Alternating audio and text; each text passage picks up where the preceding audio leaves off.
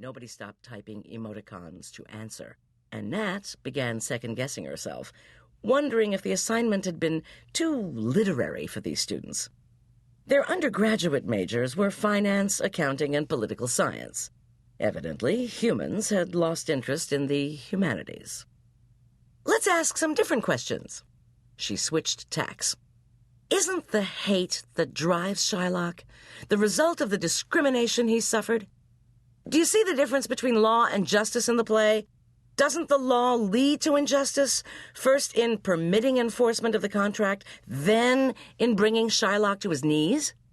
Can there be true justice in a world without equality? She paused for an answer that didn't come. Okay, everyone, stop typing right now and look at me.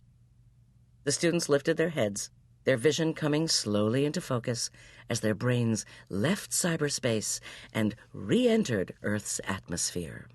Their fingers remained poised over their keyboards like spiders about to pounce. Okay, I'll call on people. Nat turned to Wendy Chu in the front row, who'd earned a Harvard degree with honors in working too hard. Chu had a lovely face and glossy hair that covered her shoulders. Miss Chu, what do you think? Is Shylock a victim, a victimizer, or both? I'm sorry, Professor Greco. I didn't read the play. You didn't? Nat asked, stung. But you always do the reading. I was working all night on law review. Chu swallowed visibly. I had to side-check an article by Professor Monterroso, and it went to press this morning. Rats. Well, you know the rules. If you don't do the reading, I have to take you down half a grade. Nat hated being a hard-ass, but she'd been too easy her first year of teaching, and it hadn't worked. She'd been too strict her second year, and that hadn't worked either. She couldn't get it just right. She was like Goldilocks, and all the beds were futons. Sorry, Chu whispered. Nat skipped Melanie Anderson for the student sitting next to her, class hottie Josh Carling.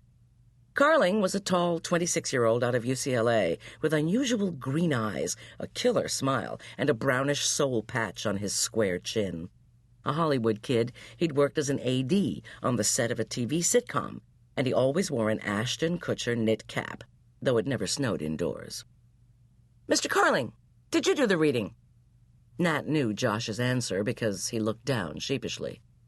I didn't have time. I had a massive finance exam to study for. Sorry for reals. Damn. Then you're a half grade down, too, she said, though her heart went out to him. Carling was in the joint degree program, so he'd graduate with diplomas from the law school and the business school, which guaranteed him a lucrative job in entertainment law and a spastic colon.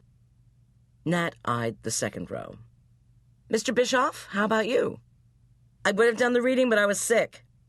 Max Bischoff looked the part, with credibly puffy eyes, a chapped ring around his nostrils, and his library pallor paler than usual.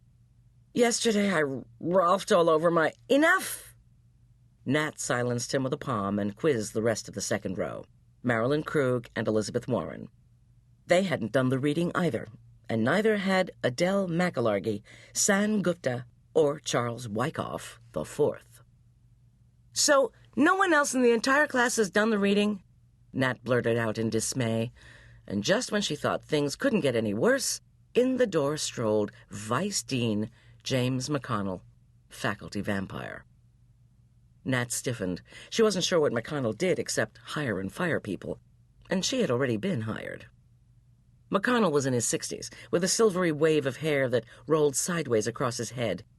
Today he was dressed in a dark wool suit with a blood-red tie, unusually formal for this school's faculty. Everybody here dressed academic casual, which was like business casual, only with footnotes. McConnell entered the lecture hall, took a seat, and crossed one leg over the other, scrutinizing Nat from behind his tortoiseshell bifocals. Nat imagined how he saw her.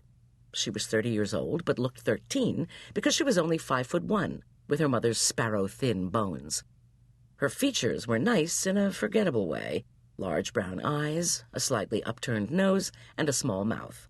She had thick, straight hair, a deep red brown, which she wore shoulder-length in an overpriced cut. Today she had on a tailored black pantsuit, but nevertheless came off...